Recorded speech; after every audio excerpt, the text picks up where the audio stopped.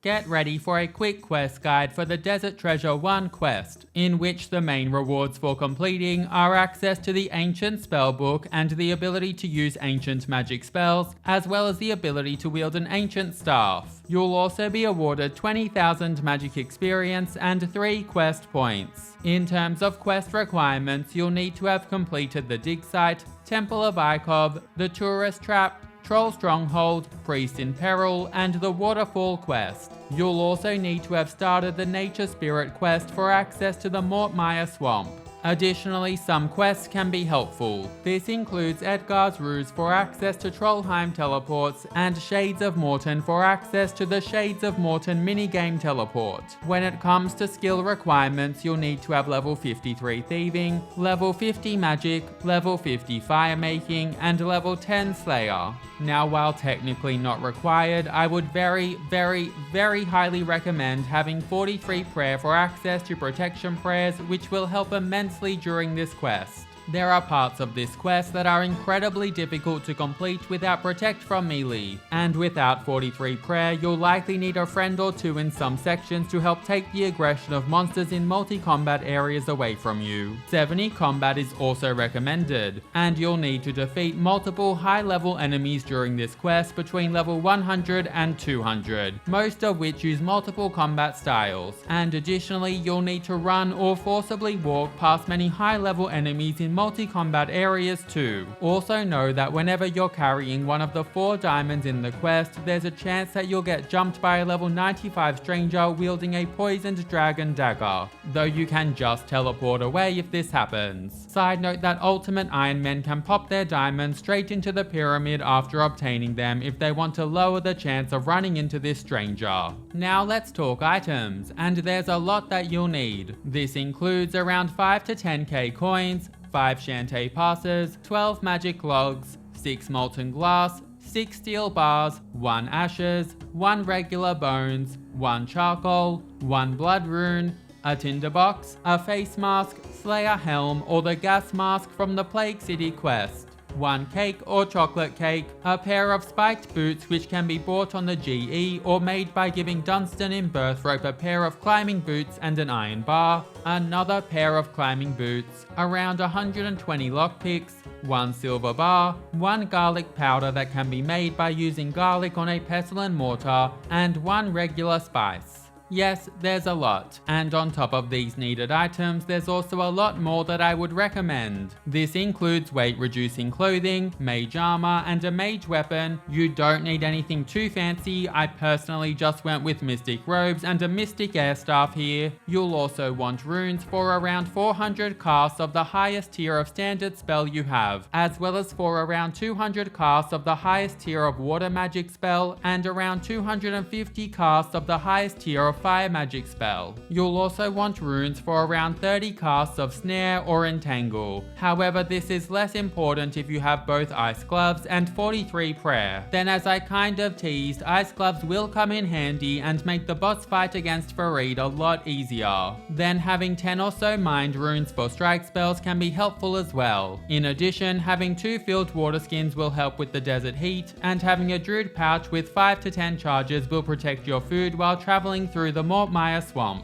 Then, while I'll be using magic for all of the combat in the quest, know that you can optionally use a ranged setup or a melee setup with a stab weapon for taking on Dessous. It's an option, but magic works for this fight too. It can also be helpful to have a weapon of choice for when you're carrying the diamonds at the end of the quest, just in case you get jumped by the level 95 stranger. Now let's talk potions and food. With lots of running around, you'll want around 12 stamina potions. Note that while this is just recommended, I would say some form of energy replenishment is borderline essential for obtaining the key to fight Fareed. So ensure that even if you don't have stamina potions, that you have some energy or super energy potions instead. Then you'll want around 25 prayer potions, either 2 Menophyte remedy potions and 2 super restore potions, or alternatively 6 super restore potions. For what we're using them for, Menophyte remedies are both cheaper and probably a bit better for this part of the quest. However, you'll still want some super restores to sustain your prayer. On top of this, you'll want around 6 anti-poison potions, or alternatively 4 4 super anti-poison potions, and then finally around 80 pieces of high healing food. I'll be honest, I've probably gone a bit over the top on the rune, potion and food recommendations, but I'd much rather you be prepared and have extra than you run out and hate me for it. Next, let's look at teleports. You're going to want a fully charged Ring of Dueling, a fully charged Amulet of Glory, a charged Skills Necklace, 4 Salve Graveyard Teleports, either a Dig Site Teleport Scroll or a Dig Site Pendant, and then a method of getting to northeast of the Troll Stronghold, of which there are many options with various requirements. If you've completed the Easy Combat Achievements tier, then using a Gommel's Hilt 1 or higher to teleport to Trollheim before running west is the best option. Following this, if you've completed Eadgar's Ruse, then teleporting to Trollheim and running down the mountain northwest is the next best option, and if needed you can circumvent the 61 magic requirement by using a Scroll of Redirection from the Nightmare Zone on a house teleport tablet. Alternatively, you'll want a method of getting to the Firemaking Slayer cave, whereby you can run from there. Now there's a lot of options for this, and so I'll have them shown on screen alongside their requirements, although I won't individually go through each one. I'll personally be using a house teleport with my house located in Relica before running east. Now of course you'll need different items at different times, and let's go through our starting out setup, which will include going through the early quest and obtaining the Smoke Diamond. At the quest start you'll want to have 10k coins, 3 Shantae passes and a tinderbox. You'll also want the following items in noted form, being 12 magic logs, 6 molten glass, 6 steel bars, 1 ashes, 1 regular bone, and 1 charcoal. On top of this you will want 1 blood rune. When it comes to worn equipment, you'll want to be wearing your face mask, Slayer helmet, or the gas mask from the Plague City quest. You'll also want a mix of weight reducing clothing and magic boosting armor. And additionally, provided you have ice gloves, then you'll absolutely want to be wearing them. Additionally, ensure that you have nothing Saradomin or Zamorak God related on you, as it can seriously screw you up here. Then in terms of runes, you'll want enough runes for around 200 casts of the best water spell you have access to. And if you don't have ice gloves or 43 prayer, or you just want to make the boss fight a little bit safer, then you'll need around 30 casts for the snare or entangle spell. If you don't have ice gloves, then I'd also bring enough runes to cast your spells without a staff too. On top of this, I'd also recommend having 1 filled water skin, and also highly suggest having 3 stamina potions, or alternatively around 6 super energy potions. There's a timed component that requires you to run to various points in a short time frame, and so having a means to boost your energy is hugely helpful. Additionally, you'll want 1 prayer potion, as well as 2 to 6 pieces of high healing food, depending on how many inventory spaces you have. When it comes to teleports, you'll want a charged Amulet of Glory and a charged Ring of Dueling, which can both be worn at the quest start. You'll also want 1 Dig Site Teleport Scroll, or alternatively a charged Dig Site Pendant if you've unlocked it from the Varrock Museum cleaning. Finally, make sure that you have at least 1 free inventory space at the quest start. Now, while not the official starting location, we're going to start out this quest at the Shantae Pass south of Al-Kharid, as it's an easily recognizable location. From here, select to pass through the Shantae Pass before then selecting travel on the Rug Merchant and choosing the Bedabin Camp as your destination, paying 200 coins as you magic carpet your way over to the camp at a leisurely pace, with the camp being a decent way southwest. Once here, locate and talk to Asgarnia Smith and begin the chat by asking, "Do you have any quests?" And after some more chatter, select yes to officially begin the quest before spacebarring through the chat, whereby you'll be given some etchings. Etchings in hand, use your Dig Site Teleport Scroll or Dig Site Pendant to teleport to the dig site before running south for a long ways and then a little bit east to the exam center. After you've reached and entered into the exam center, you'll want to locate Terry Belando. Then talk to Terry and go through the chat, where he roughly translates the etchings. After the chat finishes, talk to Terry again to be handed a translation journal before going through the rest of the chat. Now we need to head back to the Bedabin camp. Start by using your Amulet of Glory to teleport to Al-Kharid before running out of the palace and south to the Shantae Pass, going through the gate before again selecting travel on the Rug Merchant and choosing to travel to the Bedouin camp for 200 coins, enjoying a leisurely magic carpet ride there. After arriving at the camp, talk to Asgarnia Smith and go through the chat before selecting Don't Read Book and finishing off the chat. Next, talk to Asgarnia once again, and after he asks you if you want to help him find the treasure hidden in the desert for a cheeky 50-50 split, select Help Him and then continue through the rest of the chat. After it finishes, run a short way south to the bandit camp, and on the way ensure that you don't have any Zamorak or Saradomin God items equipped, because getting attacked by 10 bandits at once isn't on your bingo card. After arriving at the bandit camp, enter into the pub. Once here, talk to the bartender and begin by selecting Buy a Drink,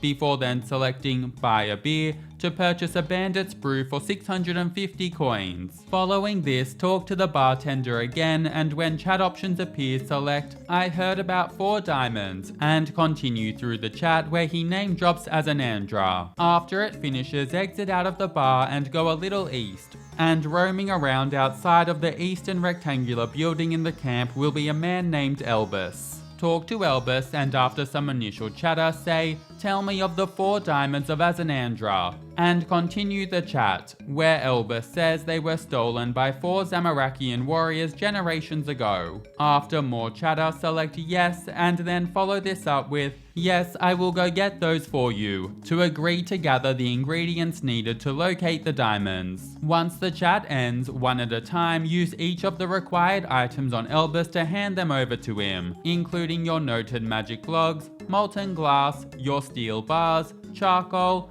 ashes, regular bone, and blood rune. After you've handed over all the items, talk to Elbus and go through the chat with him. When the chat finishes, you'll want to run a little southeast, whereby you'll find Elbus once again, only this time he'll be surrounded by a bunch of mirrors. Talk to him and go through the dialogue, and it's now time to get some diamonds. We'll start with the smoke diamond. For this, we'll need to make our way to the dungeon located a decent run east from Elbus, just west of Polnivnich. While you should have enough supplies, if you're concerned about the upcoming boss fight with Farid and running past some aggressive monsters, then you can use your glory to teleport to Al-Kharid once again and stock up on some extra food and potions before taking a magic carpet ride from the Shantae Pass to Polnivnich and running to the dungeon. If you have enough supplies, then just run east from Elbus. And after arriving, ensure that your face mask, Slayer helm or gas mask is equipped, and then select to climb down the smoky well. After receiving a warning, once again select to climb down the smoky well to enter into the dungeon. Now most of the monsters within this dungeon aren't aggressive, however note that there's a few fire giants that are. The first thing that you'll want to do is run to the northeastern corner of the dungeon. I'll pop the path on screen, but you'll want to start by going east before then turning north at the first intersection. After reaching another intersection, take the northeastern path and then continue east for a little while before following the path as it snakes around south. You'll then want to take the southern path at the next intersection and follow it as it curves around back north. Finally, when you enter a clearing, take the northern path and continue along it when it bends east. Eventually you will wind up next to a standing torch. Now this next step needs to be done quickly. There are 4 standing torches in each corner of the dungeon, and you need to light them all and then loot the burnt chest to get a key to Farid's room before any of the torches burn out. This pretty much means running the whole way. Make sure that your run energy is full and then use your tinderbox on the first standing torch. And once it's lit, run west, then all the way straight south as far as possible, and then east, following the path to the end before lighting the southeastern standing torch. Once it's lit, immediately backtrack west and then north, and at the intersection take the southwestern path, following it as it bends back north before taking the northwestern path at the intersection. After following this, you'll end up on a straight path west and continue all the way west to the torch in the northwestern corner of the room before lighting it. Following this, backtrack a little east and at the first intersection go south and follow the path south and very slightly southwest all the way until you reach the final standing torch in the southwestern corner of the dungeon. Light this standing torch and then run east, and continue following the path northeast, which will lead to a large room with a burnt chest in the center of it. Select to open the burnt chest to obtain a warm key. Warm key in hand, it's time to make our way over to Farid's chamber. For this, exit the room with the burnt chest and then run north all the way to the top of the dungeon before turning east and following the path as it snakes around south before taking the southern path at the next intersection and following it as it curves around back north, which will lead you to Farid's boss room. Note that I do recommend watching ahead before taking on Farid.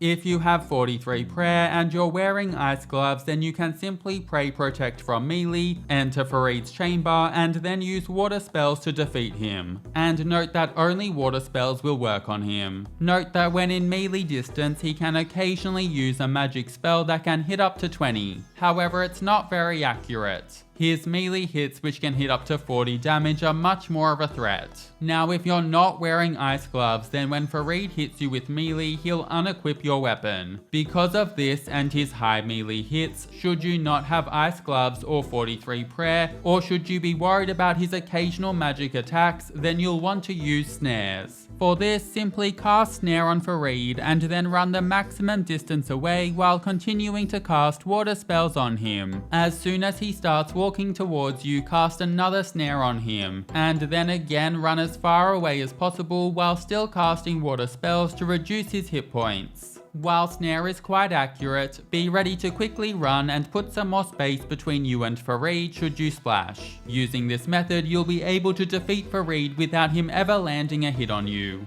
After defeating Farid, you'll obtain the Smoke Diamond. Once it's obtained, you'll want to immediately use your Ring of Dueling to teleport to the Ferox Enclave before running west to the bank and depositing your Smoke Diamond, as keeping this diamond in your inventory puts you at risk of being attacked by a level 95 stranger who wields a dragon dagger. And now it's time to bank to get ready for the next diamond, being the Ice Diamond. And note that if you don't have 43 prayer, then I'd say having a friend to come with you and tank the multi-combat monster aggression is pretty much essential. For this, you can deposit your face mask and your ice gloves and opt for more magic boosting armor in these slots instead. You can also deposit any boots that you're wearing, your tinderbox, water skin, Bandit's Brew beer, and any runes required to cast snare spells, being nature, earth, and water runes. You will want to keep most of your magic boosting gear on, as well as your Ring of Dueling, and it doesn't hurt to keep your glory on you and your coins in your inventory too. Then you'll need to withdraw either a cake or chocolate cake,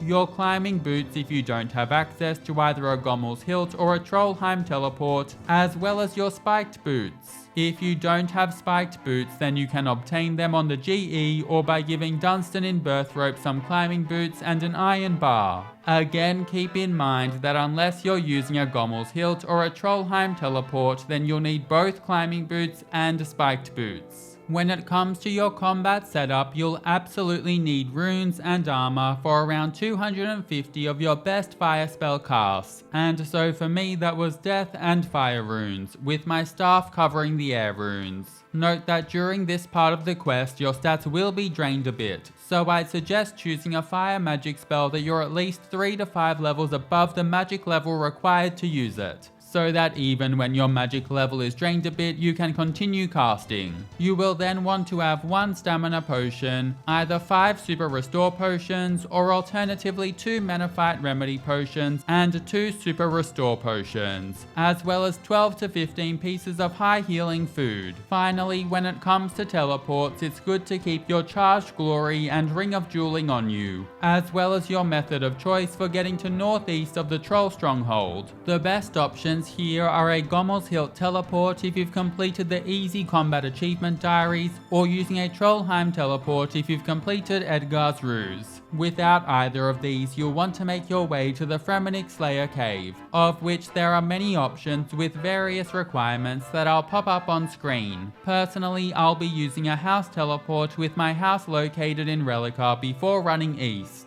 Once you've banked and you're ready to go, then head a little north and drink from the pool of refreshment to restore your stats, and now it's time to make our way northeast of the Troll Stronghold. If you've completed the Easy Combat Achievements tier, then using a Gommel's Hilt 1 or higher to teleport to Trollheim before running west is the best option. Following this, if you've completed Eadgar's Ruse, then teleporting to Trollheim and running down the mountain west using the agility shortcuts if you have 47 agility where possible is the next best option. And if needed, you can circumvent the 61 magic requirement by using a scroll of redirection from the Nightmare Zone on a house teleport tablet. For those of us without these teleports, I do apologize because the journey to this spot kind of sucks. And you'll want to start off by making your way to the Firemaking Slayer Cave. Using a Slayer Ring or the AJR Fairy Ring code with the completion of a Fairy Tale Part 2 are the best options, followed by a house teleport if your house is located in Relica, or a Relica teleport tablet that can be made with 30 construction by using a scroll of redirection on a house teleport before running east. If you've completed at least the Easy Fremy achievement diaries, then you can also use the Firemaking Sea Boots teleport before running south out of Relica and then east to the Slayer Cave. Another option that has no requirements is to use a Camelot teleport before running a long ways northeast from there, using the Agility Log Balance obstacle shortcut if you have 48 agility. However, note that this does add a significant chunk of running to your trip. Personally, I opted to pop my house in Relica and then use a house teleport before running east. After reaching the Slayer Cave, head a tad north and then follow the path east until you see some rocks blocking the path. Then pop on your climbing boots and climb over the rocks before turning north and heading into the secret door. Once inside, run all the way north and then a little east before climbing the staircase, and following this go through the doorway west and climb another staircase. Now pop on Protect from Melee if you have access to it before running a little south and leaving the stronghold through the exit along the eastern wall of the tunnel. Once outside, run east and then south to exit out of the stronghold before following the path north and a tiny bit east to reach the meetup point. From here, continue along the path north and then follow this path as it turns west for a long while before eventually curving back north, and you will now be at an icy gate with a small troll child hanging out just outside of it.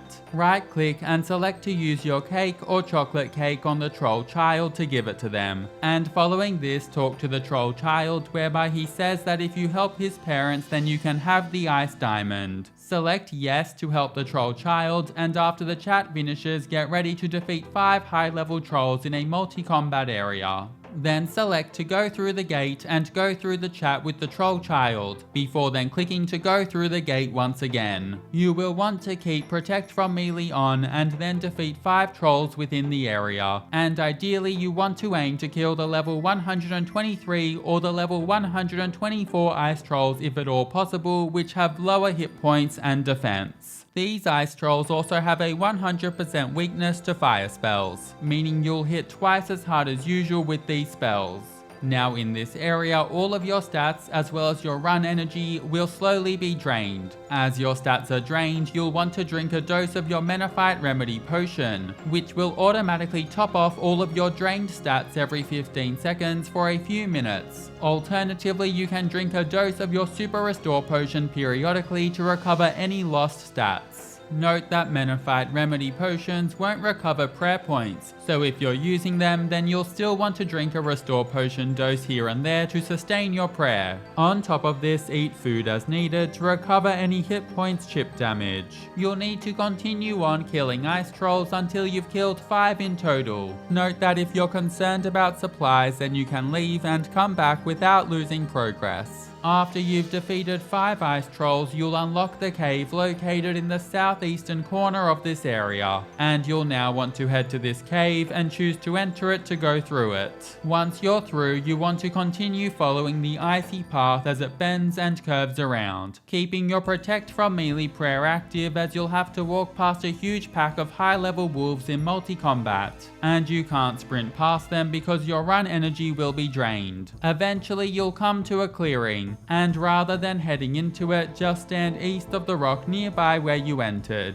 It's here that you'll need to fight Camille, who should eventually spawn and wind up just west of the rock before too long. You'll want to pray protect from melee for this fight and position yourself within melee range of Camille, which will mean he splits his attacks between melee hits and magic hits, as opposed to only attacking with magic. By praying protect from melee, his magic attack is the only thing that you'll need to worry about. And note that every time you're frozen, you'll need to reselect to attack Camille. Continue drinking your Menophyte remedy potions and restores as needed to sustain your stats and prayer points. And of course, eat food as needed too. Before too long, Camille should be defeated. And after Camille's defeated, he'll drop 2 chocolate cakes and a super restore potion. Pick these up, particularly if you're low on supplies, and note that from here on out, you'll just have to be wary of chip damage from the snow and from falling on the ice path. Now continue west for a little while before following the path northeast. You'll then need to loop around the icy mountain in a circular direction, starting out by going east, then continuing around north, then west, and finally a little south. It's really hard to see the path on the minimap, so consider opening your world map to see where you are if needed. Eventually you'll come to an icy path. If you're not wearing your spiky boots, then put these on, and afterwards enter onto the ice. Then you'll simply need to continue walking around on the ice path as it coils around and upwards in a circular direction, eventually leading you to the center where you'll find an icy gate. Go through this gate and then walk across the ice bridge west, which will eventually lead you to 2 ice trolls frozen in ice. Drink your Menophyte remedy or super restore potions if needed to the point where you can cast your fire spells, and then select to smash the ice blocks to cast your fire spells on them. After dealing 10 damage to each ice block, they'll thaw out and you'll save the trolls inside them. Now go through the chat with the trolls, which will see you then be brought back to the troll child. And following a bit more chatter, you'll then be handed the Ice Diamond. Ice Diamond in hand, use your Ring of Dueling to teleport to the Ferox Enclave and then run west to the bank, depositing the Ice Diamond so as to avoid being attacked by the level 95 stranger. And now it's time to bank and get ready for the next diamond, being the Shadow Diamond. To start off, you'll want to deposit your climbing boots, spiked boots, chocolate cakes, any restore and Menophyte remedy potions you have, and additionally your combat runes. You'll then want to ensure that you have your remaining coins and 1 stamina potion, as well as either 3 anti-poison potions or 2 super anti-poison potions. You'll also want 1 Shantae pass. Additionally, for this part of the quest, you'll need around 100 or so noted lockpicks and a further 14 to 16 or so unnoted, as well as 20 or so noted food and a further 4 unnoted food. In terms of teleports, you'll want a charged skills necklace and to keep your charged Ring of Dueling and your Amulet of Glory on you. Once you're ready, drink from the pool of refreshment just north to restore your stats and then use your skills necklace to teleport to the Fishing Guild. From here, run west and then turn and run northwest, past the potentially aggressive moss giants, whereby you'll find a man named Rosolo hanging about. Talk to Rosolo and then select to ask about the diamonds of Azanandra, and go through a long chat whereby he states that he'll help you find the Shadow Diamond if you agree to retrieve an artifact for him. Select yes to agree to get his cross artifact. Next, use your Amulet of Glory to teleport to Al-Kharid before running out of the palace and south to the Shantae Pass, going through the gate before again selecting travel on the Rug Merchant and choosing to travel to the Bedouin camp for 200 coins, enjoying a leisurely magic carpet ride there. After arriving, run south and make your way back to the bandit camp, and you'll want to go into the small tent that's just southeast of the pub. Once here, take a sip of your anti-poison potion and then select to open the secure chest before selecting yes. You'll then attempt to open it, and in short, you'll want to keep selecting to open the chest and confirming yes until you successfully unlock it and obtain the Gilded Cross artifact. However, this isn't as easy as it sounds. The way this chest works is that it has 3 locks that you'll automatically attempt to open in a row. Should you successfully unlock the first, you'll automatically try to unlock the second. Then should you successfully unlock the second, you'll automatically try to unlock the third. Successfully unlocking the third will see you obtain the cross. Every time you fail though, you'll take a little poison damage, but thankfully your anti-poison potion will prevent you from being long-term poisoned. Each attempt will cost or use up 1 lockpick,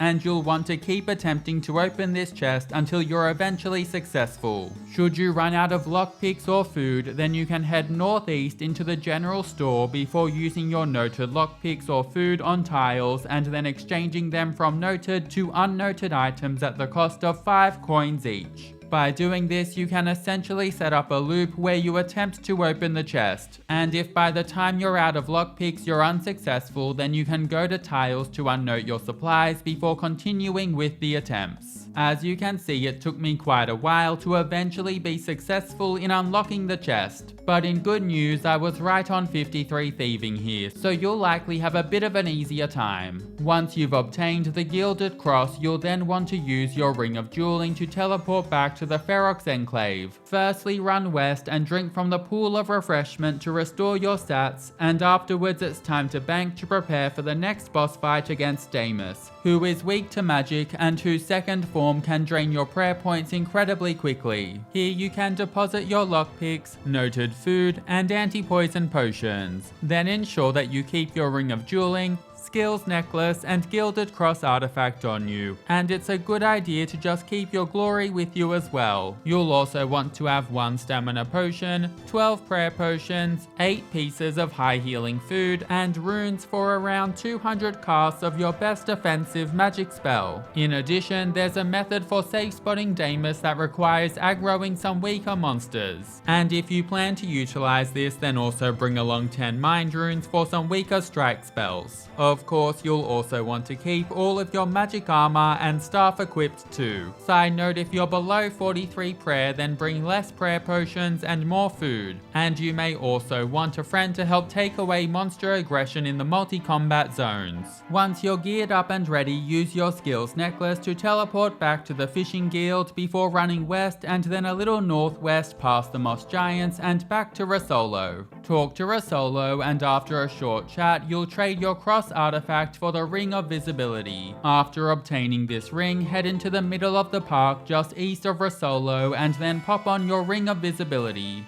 which will see a ghostly dungeon entrance appear in the ground. Now I do suggest watching ahead because there isn't much time to take it slow during this next part. Also sorry in advance for scuffing this part up a bit. After the dungeon entrance appears, pop on Protect from melee and then climb down the ladder. And now you'll need to run east all the way until you reach the end of the path. From there, turn north and continue going north all the way until you're at the top of the dungeon. Afterwards, head a little east and then continue south again all the way to the bottom of the dungeon before turning east and continuing for a little while. When you reach a fork in the road, take the northern path and immediately at the next fork go east, which will lead you into a multi-combat zone. Head northeast in this zone and before too long, Damis will spawn and start attacking you. Also, ideally turn auto retaliate off to make setting up Damis a bit easier, because as you'll soon see I didn't and it was a bit of a disaster. Now in Damis's first form, he isn't too much of a problem. He will simply attack with melee and he won't drain your prayer points. But if you're using the safe spot method, then you'll want to use this time to lure Damis to the northeastern area of the dungeon where you can set up a safe spot. Be careful to do this very slowly or else Damis can disappear, and if this happens you'll have to then run around a bit while you wait for him to reappear, and annoyingly he reappears at full health. Once you've lured Damis to the northeastern area of the dungeon, use a low-level spell to aggro a bat or giant rat, and then position yourself so that this low-level monster is between you and Damis. or alternatively lure Damis to a corridor with a bat or rat positioned in between you, effectively meaning that Damis won't be able to reach and attack you. Just be wary, because if you're slow to set things up like I was and he attacks you while in his second form, then he'll decimate your prayer. As you can probably tell by my messy attempt, I was aiming to position the bat and then lucked out with a rat conveniently coming between us. I also admittedly killed Damis's first form too fast, and I should have gone slower and set up the safe spot first. Once you're set up so that Damis can't reach you and thus can't attack you,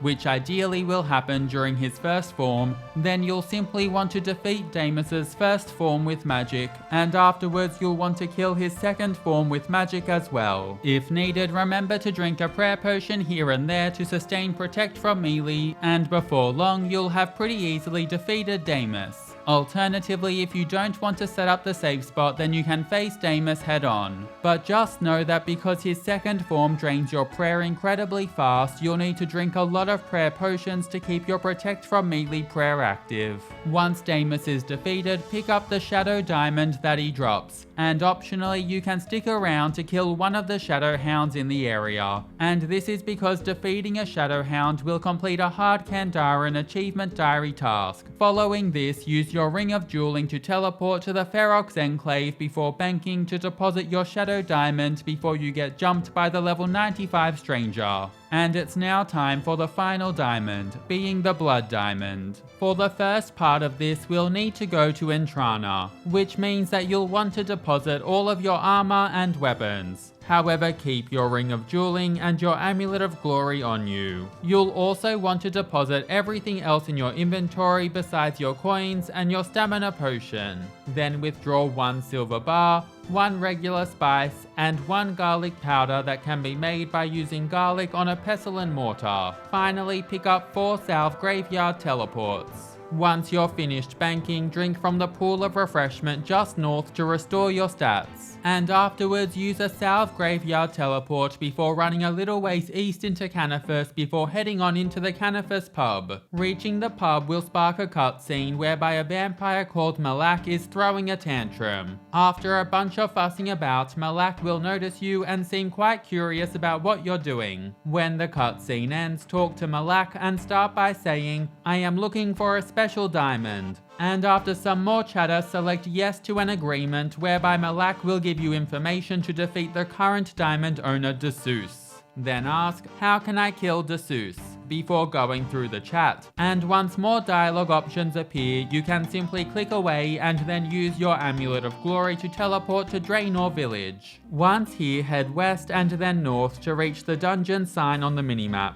and then open the trapdoor before climbing down it to enter the Draenor sewers. Once inside, head east for a little while before then turning and going north to the anvil sign, where you'll find a man named Ruanton. Talk to Ruanton and go through the chat to exchange a silver bar for a silver pot. Following this, run south and then west back to the dungeon entrance and select to climb the ladder to exit out of the sewers. After reaching the surface, run west and then southwest to the Port Sarim docks, and you'll want to make your way to the Monks of Entrana hanging out around the northeastern section of the docks. If you accidentally still have any armor or weapons with you, then use the deposit box here to deposit them, and afterwards right click on a Monk of Entrana and select Take Boat to travel to the island. Then after arriving, cross the gangplank north and then run a short ways northeast before heading into the church. Once here, talk to the High Priest, and after a quick chat he'll turn your silver pot into a blessed pot. Blessed pot obtained, it's time to head back to the Canifus pub. Use your salve graveyard teleport and then run a little northeast, but mostly east back into the Canifus pub. Here you'll want to talk to Malak, who will then deal 5 damage to you and fill your blessed pot with blood. Following this, use your regular spices on the blessed pot filled with blood, and then use your garlic powder on the blessed pot filled with blood. Afterwards, head east to the bank, and it's now time to prepare for the next boss fight against Dessous. First, know that you'll want to keep your blessed pot with blood, your 2 remaining south graveyard teleports, and your stamina potion. You also only need coins if you're traveling to Dessous via the Shades of Mort'ton teleport method. If you want to use melee against Dessous you can, but know that you'll need to use a stab weapon because he has very high slash and crush defense. Depending on your levels, it's usually better to use ranged or magic. If using magic, then your usual mystic setup with a staff alongside 200 casts of your highest damage dealing spell will do the trick. Withdraw your armor and weapon of choice to use against Dessous, and ideally keep your Amulet of Glory and your Ring of Dueling on you. You'll also want 4 prayer potions and to fill the rest of your inventory with high healing food, so around 16 to 20 sharks. Optionally, you may want to bring 5 to 10 Druid Pouch charges to prevent gas from destroying some of your food on the way to Dessous. And now it's time to go. There are 2 main ways of getting to Dessous that I'd recommend. If you've completed the Shades of Mort'ton quest, then you can use the Shades of Mort'ton minigame teleport to Mort'ton before running east and selecting quick board on the swampy boat, paying 10 coins in the process. After arriving at the Hollows, run northeast through the swamp and continue east to the graveyard where you'll find Dessous. If you haven't completed the Shades of Mort'ton quest, then instead use a south graveyard teleport before entering into the Mortmire swamp through the gate just east. Once inside, run a relatively long ways in a southeasterly direction until you reach the travel sign arrow indicating the Hollows. From this arrow on the minimap, run northeast through the swamp and continue east to the graveyard whereby you'll find Dessous. And before continuing, I suggest watching ahead before fighting Dessous. To start off, you'll want to use your Field's Blessed pot on the Vampire Tomb, which will see Dessous jump out. For this fight, you'll want to pray Protect from melee to block Dessous' melee attacks. However, he'll then detect your melee protection prayer and regularly use his bat attack that consistently deals 5 ranged and 5 magic damage with a relatively slow cast time. Simply tank these hits, eating to recover health as needed and using your best damage method to defeat Dessous. You also can't try to hit Dessous from far away as he'll simply teleport to you, and if this happens too often he can actually get bored of toying with you and go back to his grave, whereby you'll then have to refill your silver pot before fighting him again, which would be quite the chore. Also a reminder to not use slash or crush weapons against Dessous because he has very high defense against these styles. Once you defeat Dessous, you'll find out that he doesn't quite have the blood diamond that you were after. Following Dessous' defeat, use your South Graveyard teleport before running a little northeast, but mostly east, back into the Canifus pub. Here talk to Malak and go through the chat, whereby he'll hand over to you the blood diamond. And after obtaining it, use your Ring of Dueling to teleport to the Ferox Enclave before running west to the bank. And now that you've got all 4 diamonds, it's time to prepare for the final part of the quest. For this last part, we'll be going to the pyramid in the desert. If you have 35 fishing, then going via Temperos is your best bet and you can deposit your coins. But if you're going to run from the Bedouin camp, then keep your coins on you. You can also deposit any runes that you have, your magic armor and weapons, your empty silver pot, and your druid pouches. You'll simply want to be wearing your charged Amulet of Glory, weight reducing clothing, and optionally a weapon of your choice just in case you get jumped by the level 95 stranger while carrying the diamonds. Try not to bring too much though, because if you can ideally keep your weight at -1 kilograms or less, this will make it so that you trigger a lot less traps in the pyramid and all around have an easier time. Then you will want your 4 diamonds, being Shadow, Ice, Smoke and Blood, as well as 1 Shantae Pass and 1 Filled Water Skin for dealing with the desert heat. Finally, you'll need resources for making your way through the temple. This includes 4 stamina potions, or alternatively you can bring 6 to 8 super energy potions. You'll also want 3 anti-poison or 2 super anti-poison potions, 4 prayer potions, and between 4 and 12 pieces of food, depending on how your weight is going. Assuming that you have 43 prayer, it's okay to sacrifice a bit of food in order to lower your weight, but if you don't have 43 prayer, then ensure that you have a decent amount of food. When you're ready, take a quick quick moment to drink from the pool of refreshment to restore your stats, and then use your Amulet of Glory to teleport to Al-Kharid. Once here, should you have 35 fishing, then exit out of the palace and run southwest to the fishing symbols on the minimap. Select Ferry on the Ferryman to take a boat to Temperos, and after arriving at the ruins of Unka, run east to the exit and then select to go through the Shantae Pass. Following this, run north and then a little northeast, whereby you'll come across a pyramid. If you don't have 35 fishing, then you'll instead want to head to the Shantae Pass south of Al-Kharid before taking a magic carpet to the Bedouin camp and running south and then southeast to the pyramid. After arriving at the pyramid, begin by going to the southwestern corner of it and then use your Shadow Diamond on the obelisk to activate it. Afterwards, run east to the southeastern corner of the pyramid, whereby you'll find another obelisk. Use your Ice Diamond on it to activate it. Following this, run north until you reach the northeastern corner of the pyramid. Here there will be another obelisk. Use your Smoke Diamond on the obelisk to activate it. Next, run west until you reach the northwestern corner of the pyramid, and as you probably expected, here you'll find the last obelisk. Use your Blood Diamond on this obelisk to activate it. Once all 4 obelisks are activated, then head a little east and south, making your way up the pyramid to the center of it before opening the pyramid entrance to go inside. Now this next part is a little bit tricky, as you'll need to run through 4 levels of the pyramid that's filled with traps and monsters to reach the end. For the monsters, simply pray protect from melee. For the traps, should you be caught, sadly you'll be spit out just south of the pyramid, whereby you'll have to make your way back up to the entrance to try again. Should you become poisoned along the way, just drink a sip of your anti-poison potion to cure it before continuing on. Alrighty, let's get to it. Climb down the ladder and you'll reach the first level, which is very easy to navigate. Simply follow the path north and then southwest, and then at the fork in the path go east and follow the path as it winds through the floor, which will eventually bring you to the ladder that you'll want to go down. This will bring you to the second level. On this level, you'll simply want to run east all the way until you hit a wall. After you hit a wall, turn to go south and then simply follow the path as it winds around the perimeter of the level, looping you around it, which will eventually bring you to a ladder that you'll want to head down. For the third level, go a tad south and then when the path splits in 3 directions, go northwest until you're at the northwestern corner of the room. Then head south going past a side room, and at the next spot where the path splits in multiple directions, head east. Continue along this eastern path straight, past a dead-end offshoot going south, and afterwards just continue following the windy path a bit further east, then south, and then a decent ways west, which will eventually bring you to the ladder down to the 4th level. For the 4th level, start by going west, and when you hit a wall, turn to go north, and now it's quite straightforward. You'll simply want to follow the path as it winds and coils around and just avoid going down the obvious dead ends.